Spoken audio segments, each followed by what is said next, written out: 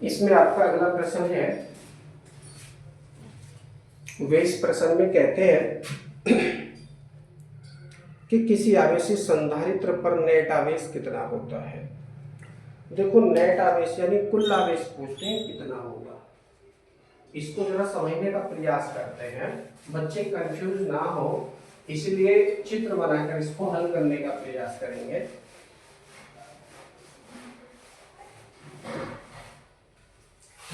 देख लीजिए, पहली प्लेट मान लीजिए ये हो सकती है, इसकी दूसरी प्लेट ये हो सकती है। पहली प्लेट को x नाम दे दीजिए, दूसरी प्लेट को y नाम दे दीजिए, है ना। प्लेटों के बीच की डिस्टेंस d है। पहली प्लेट को आप धन आवेश देते हैं तो उस पर ऋण आवेश वास्तव में उत्पन्न हो जाता है। मान लीजिए प्रथम प्लेट पर प्लस का q आवेश है। कैसा आवेश है? प्लस का q आवेश। तो प्लस का q आवेश एक समान रूप से इसके पूरी प्लेट पर फैल जाएगा, है ना। प्लेट का जो क्षेत्रफल है, एकांक क्षेत्रफल पर आवेश वितरित हो जाएगा, और जब एकांक क्षेत्रफल पर ये आवेश वितरित होगा तो इसे आवेश का पृष्ठ घनत्व कहते हैं। इसे सिग्मा से शो करते हैं। सिग्मा इक्वल टू क्या हो जाता है? Q/A।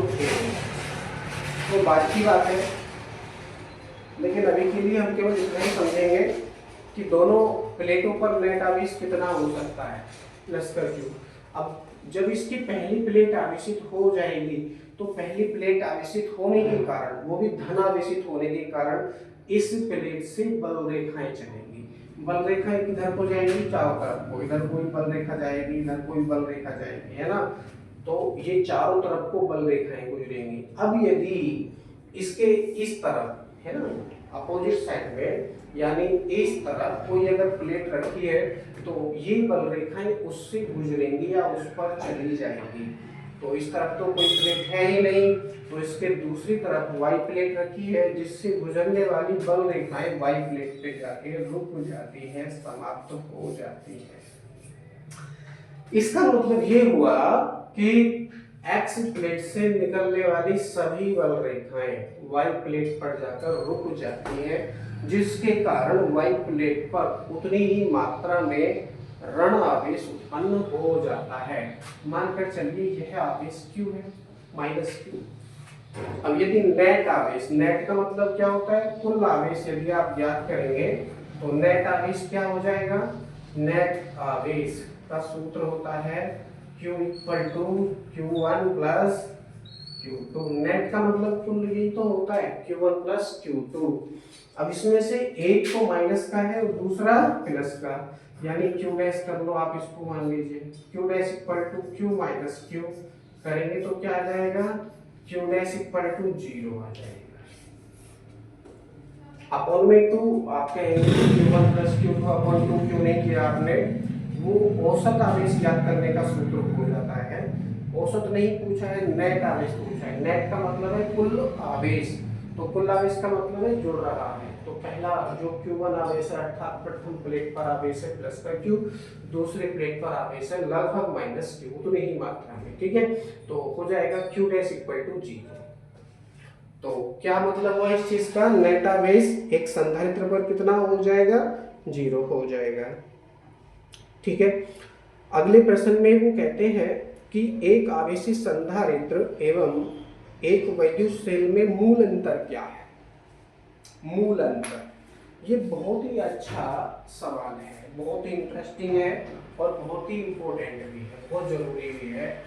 क्योंकि जब से हमने इस लेसन को करना शुरू किया है, संधारित्र वाले लेसन को, तो तब से कहीं ना कहीं हमारे मन में भी ये जिज्ञासा उत्पन्न हुई है कि क्या एक संधारित्र वैद्युत सेल की भांति व्यवहार कर सकता है, कि क्या उस सेल की धारिता इतनी बढ़ाई जा सकती है, संधारित्र की धारिता इतनी बढ़ाई जा सकती है कि वह एक वैद्युत सेल की भांति व्यवहार करे, लंबे समय तक आवेश को अपने अंदर स्टोर कर सके, रोक सके, अथवा संचित कर सके, ठीक है ना। तो जो सेल कार्य कर रहा है वो सेल ही करता रहेगा, समझ लीजिए मेरी बात को। जो कार्य सेल कर रहा है वो कार्य सेल ही करेगा, और जो आपका संधारित्र कर रहा था वह कार्य संधारित्र ही करेगा, है ना। सेल कभी भी संधारित्र नहीं बन सकता है और ना ही संधारित्र कभी भी सेल बन सकता है। इसी प्रश्न में हम इस बात से पर्दा उठाने का प्रयास करेंगे कि सेल में और एक संधारित्र में मूल अंतर क्या क्या हो सकते हैं। तो इसमें केवल वैद्युत धारा का ही अंतर हो सकता है। किसका? वैद्युत धारा का। क्योंकि जब किसी भी संधारित्र को आवेशित किया जाता है, आवेशित का मतलब है कि उसको विभव दिया जाता है, तो वह विभव आवेश के रूप में उनकी प्लेटों पर संचित हो जाता है। ठीक है ना। तो जब हम बैटरी हटा देते हैं या वोल्टेज हटा देते हैं तो वह संधारित्र अल्प समय के लिए आवेशित रहता है, कुछ समय के लिए। ठीक है ना। वहीं अगर बैटरी की बात करें या सेल की बात करें तो सेल अथवा बैटरी पर जब हम आवेश देंगे अथवा विभव देंगे तो वह भी चार्ज होना शुरू हो जाएगा, है ना। चार्ज होना शुरू हो जाएगा। उसमें आवेश को ग्रहण करने की जो क्षमता होती है बहुत ही लंबे समय तक होती है। दूसरी शब्दों में मैं ये भी कह सकता हूँ कि जब हम किसी भी सेल से वैद्युत धारा लेते हैं, उस सेल का प्रयोग किसी परिपथ में कर देते हैं तो नियत वैद्युत धारा प्रवाहित होती है। समझ लीजिए, नियत वैद्युत धारा बहुत ही लंबे समय तक प्रवाहित होती है। सेल में मैं लिख सकता हूँ इसको, वैद्युत सेल में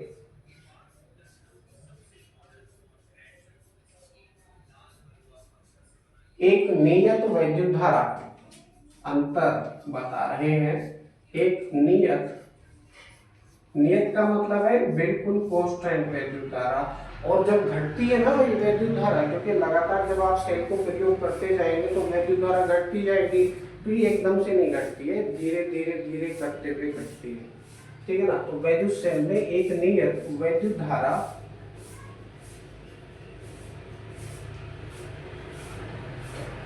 वैद्युत सेल में एक नियत वैद्युत धारा अधिक समय तक प्रवाहित होती है,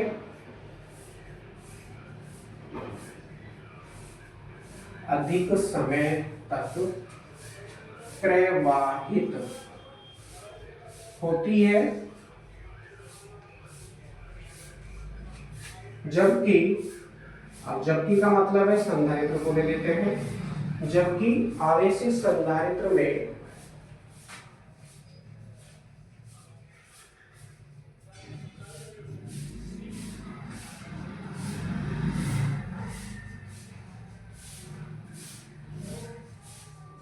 आवेशित संधारित्र में संपूर्ण वैद्युत धारा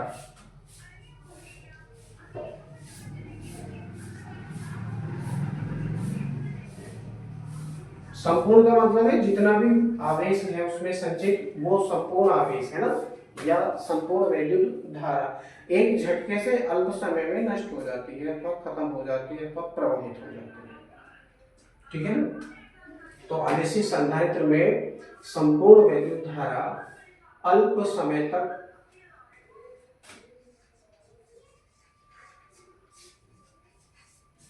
बहुत ही अल्प का मतलब है 1 सेकंड से भी कम समय, है ना, बहुत ही कम समय तक प्रवाहित होती है।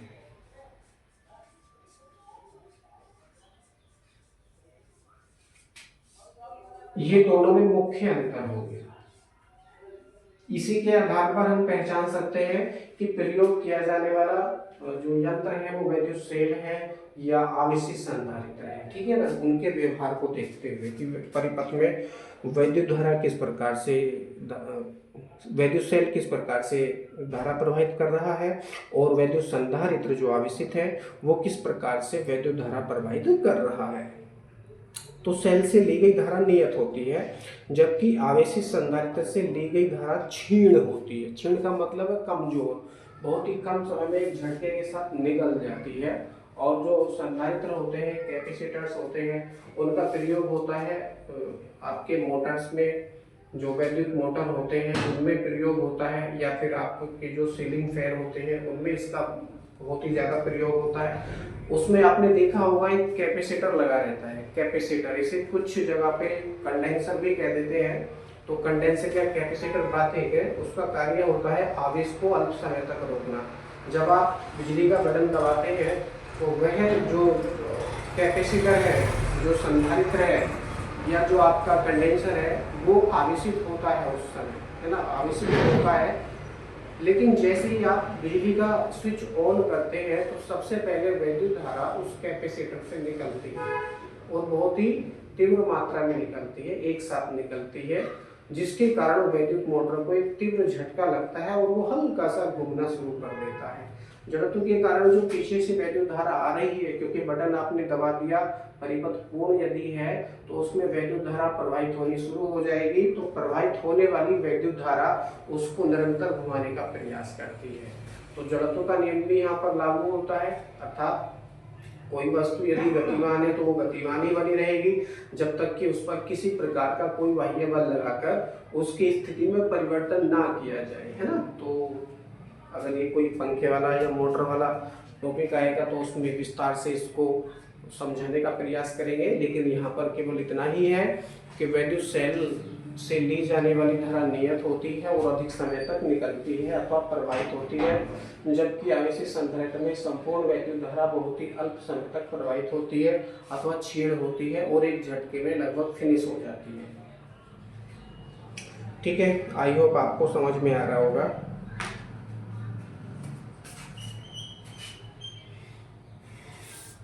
अगला प्रश्न है वो इसमें कहते हैं कि संलग्न चित्र में प्रदर्शित परिपथ की कुंजी के को दबाते ही एमीटर ए की सुई विक्षेपित होकर अपनी पूर्व स्थिति में आ जाती है, ऐसा क्यों होता है। तो सबसे पहले हम चित्र बना लेते हैं।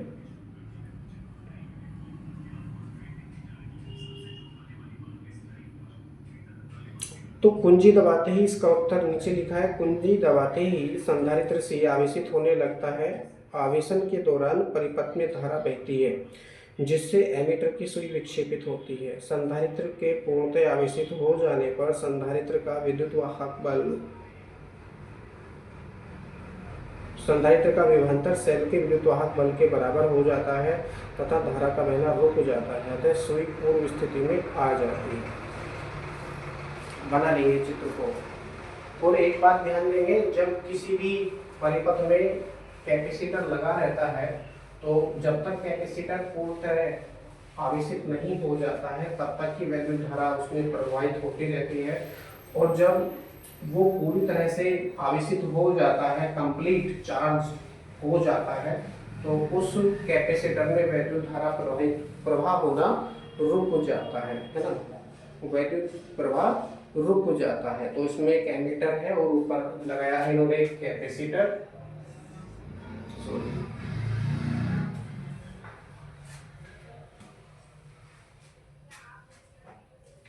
ये कैपेसिटर है, ये एमीटर है, एमीटर विक्षेप ये है उसमें, इसको ए से आप दर्शाइए। इसके बाद में नीचे लगाया है इन्होंने एक वैद्युत सेल, इसका धन सिरा ये है, ऋण सिरा ये है। वैद्युत धारा इस तरह से प्रवाहित होगी धन सिरे से ऋण सिरे की ओर, और पीछे एक कुंजी है, यहाँ एक कुंजी है, इसको कैसे आप दर्शाइए। और इसके बाद में क्या है, परिपथ को पूरा कर दिया है। ध्यान देंगे जैसे ही ये कुंजी दबाई जाएगी, अब ये तो इस समय अपनी नॉर्मल कंडीशन में है। नॉर्मल का मतलब है कोई भी वैद्युत धारा इसमें नहीं है, कोई भी वैद्युत धारा परिपथ में नहीं है। तो जो धारा मापी है, धारा मापी का कार्य होता है परिपथ में बहने वाली धारा को मापना, परिपथ में बहने वाली धारा को मापना, है ना।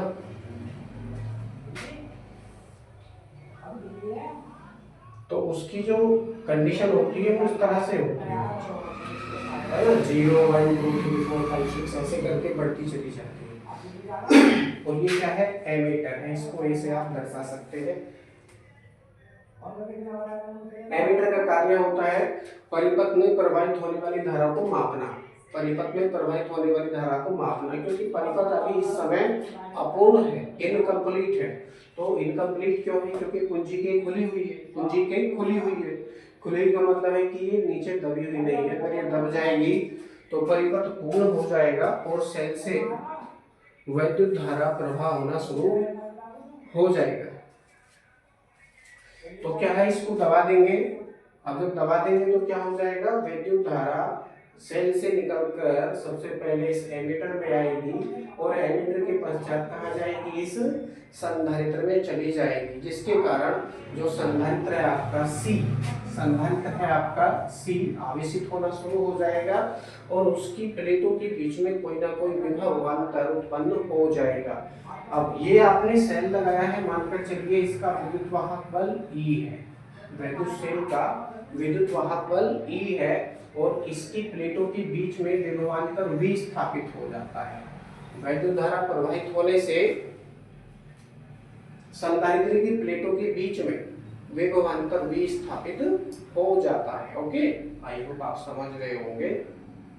अब क्या होगा उस कंडीशन में, इस एमीटर का विक्षेप आना शुरू हो जाएगा। जीरो कंडीशन थी, 1 2 3 4 5 ऐसे करके इसमें होते हैं, तो ये बढ़ना शुरू हो जाएगा, इसका जो मीटर है घूमना शुरू हो जाएगा। अर्थात जब इसमें वैद्युत धारा प्रवाहित हो रही है तो ये 4 पे भी जा सकता है, 5 पे भी, और आगे 6-7 अंक अगर हैं तो उन पे भी ये जा सकता है। ठीक है, ये तब तक जाएगा जब तक इस परिपथ में वैद्युत धारा प्रवाह हो रहा है।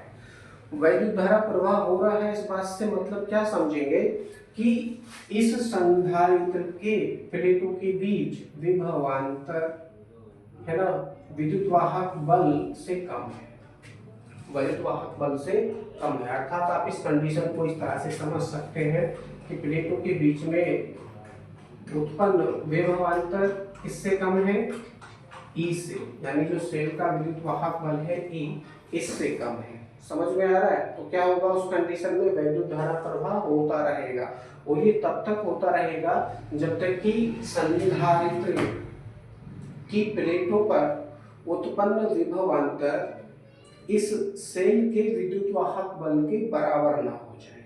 ठीक है ना? तो जब ये वाली कंडीशन उत्पन्न होती है, V = E वाली स्थिति उत्पन्न होती है, अर्थात सेल का विद्युत वाहक बल और संधारित्र C की प्लेटों के बीच उत्पन्न विभवांतर दोनों बराबर हो जाते हैं, तो उस कंडीशन में किसी भी प्रकार की कोई वैद्युत धारा प्रवाहित नहीं होती है, जिसके कारण एमीटर में कोई विक्षेप उत्पन्न नहीं होता और ये घूमकर वापस अपनी पुरानी स्थिति में आ जाती है, अर्थात 0 पर आ जाती है। ठीक है ना? अब इस समय जब ये 0 पर आ जाएगी, संधारित्र भी आवेशित हो चुका है, तो इसे स्थायी परिपथ कहेंगे अथवा स्थायी अवस्था भी आप कह सकते हैं।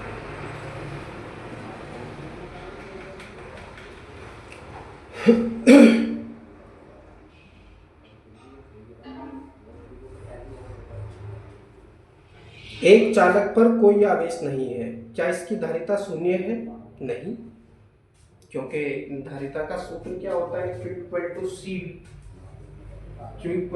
CV, तो C = क्या हो जाएगा, C = Q/V हो जाएगा, C = Q/V हो जाएगा।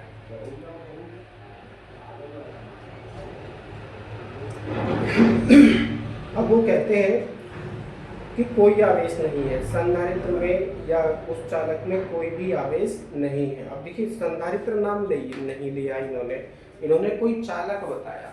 संधारित्र का मतलब है आवेश है तो उसकी धारिता रहेगी, आवेश यदि है तो उसकी धारिता बनी रहेगी, और जब आवेश नहीं है तो उसमें कोई धारिता नहीं रहेगी, अर्थात उसकी धारिता भी शून्य हो जाएगी। परंतु ये चालक को बता रहे हैं जिसका आवेश 0 है। मान लीजिए कोई आवेश नहीं है तो 0 है, और जब V से 0 को भाग करेंगे तो क्या हो जाएगा, 0 हो जाएगा। तो ये कंडीशन केवल संधारित्र पर लागू होती है, किसी भी चालक पर ये कंडीशन लागू नहीं होती है। समझ में आ गया? तो चालक की धारिता 0 नहीं हो सकती है यदि उस पर किसी प्रकार का कोई आवेश संचित है अथवा नहीं है। किसी संधारित्र को एक सीमा से अधिक आवेश देना संभव क्यों नहीं है? ठीक है जी, क्योंकि लगातार आवेश देते रहने से उसकी प्लेटों के बीच विभवांतर बढ़ता रहेगा। अंत में एक स्थिति ऐसी आएगी जब प्लेटों के बीच माध्यम का रोधन या इंसुलेशन टूट जाएगा तथा संधारित्र चिंगारी देकर निरावेशित हो जाएगा और फिर से आवेशित होना शुरू होगा। इसलिए किसी संधारित्र को एक सीमा से अधिक आवेश देना संभव नहीं होता है। क्यों नहीं होता है, एक बार फिर समझ लेंगे। क्योंकि लगातार आवेश देते रहने से उसकी प्लेटों के बीच विभवांतर बढ़ता रहता है। समझ में आ रहा है? प्लेटों के बीच में विभवांतर बढ़ता रहता है। अंत में एक स्थिति ऐसी आएगी जब प्लेटों के बीच माध्यम का रोधन अथवा इंसुलेशन, इंसुलेशन का मतलब समझते हैं? इंसुलेशन का मतलब मान लो ये एक्स प्लेट है और ये इसकी वाई प्लेट है ना। जब आप इसकी एक्स प्लेट को धन आवेश देंगे तो धन आवेश देने से निकलने वाली बल रेखाएं वाई प्लेट पर जाकर रुक जाती हैं, जिसके कारण वाई प्लेट पर उतना ही ऋण आवेश उत्पन्न हो जाता है।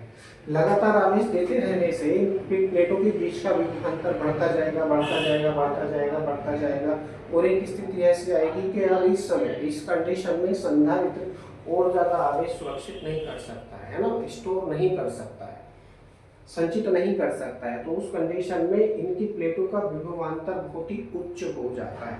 बहुत ही उच्च होने से, लेकिन क्योंकि आवेश लगातार दिया जा रहा है बाहर से, आवेश लगातार दिए जाने के कारण अब इस समय विभवांतर रोकना बहुत मुश्किल हो जाएगा इसके लिए। तो यह विभवांतर एक चिंगारी के कारण, क्योंकि बीच में जो इंसुलेशन है, बीच में जो इंसुलेशन है अर्थात जो एक्स प्लेट से चलने वाली बल रेखाएं वाई प्लेट पर जाकर समाप्त होती हैं, तो इन बल रेखाओं को जो सीधा संबंध हो रहा है ना दोनों प्लेटों के बीच में, वो टूट जाता है। वो टूटते ही, उसके टूटते ही संपूर्ण विभव एक चिंगारी के रूप में नष्ट हो जाता है, जिसके कारण यह संधारित्र फिर से निरावेशित हो जाता है। तो चिंगारी निकलते ही इसका आवेश कैसा हो जाएगा? जीरो, कोई भी आवेश इसमें नहीं बचेगा। लेकिन फिर से आवेश दिया जा रहा है, फिर से आवेश दिया जा रहा है बाहर से, तो ये फिर से चार्ज होना शुरू हो जाएगा। इसकी प्लेटों के बीच का वो फिर से बढ़ना शुरू होगा, 0 से 1 वोल्ट 2 3 4 ऐसे करके बढ़ना शुरू हो जाएगा। फिर एक ऐसी स्थिति उत्पन्न होगी कि अब एक सीमा से ज्यादा आवेश इसको नहीं दिया जा सकता है। फिर से क्या होगा, इनकी प्लेटों के बीच का इंसुलेशन टूट जाएगा, जो माध्यम में टूट जाएगा, संपर्क टूट जाएगा और संपर्क के टूटते फिर चिंगारी उत्पन्न होगी, फिर ही निरावेशित हो जाएगा। जब ये प्रक्रिया तब तक चलती रहेगी जब तक कि बाहर से दिया जाने वाला विभव ना हटाया जाए। जो आवेश दे रहे हो आप बाहर से एक्स प्लेट को, वो आवेश ना हटाया जाए, तब तक यह प्रक्रिया निरंतर चलती रहेगी। अतः सिद्ध होता है कि किसी संधारित्र को एक सीमा से अधिक आवेश देना संभव नहीं है, क्योंकि लगातार आवेश देते रहने से उसकी प्लेटों के बीच विभवांतर बढ़ता रहता है। अंत में एक स्थिति ऐसी आएगी जब प्लेटों के बीच माध्यम का रोधन अथवा इंसुलेशन अथवा इन बल रेखाओं का सीधा संबंध एक्स और वाई प्लेटों से टूट जाएगा तथा संधारित्र चिंगारी देकर निरावेशित या आवेश रहित हो जाएगा। ठीक है, आई होप आपको समझ में आया होगा। बाकी क्वेश्चन करते हैं आपके अगले वीडियो में।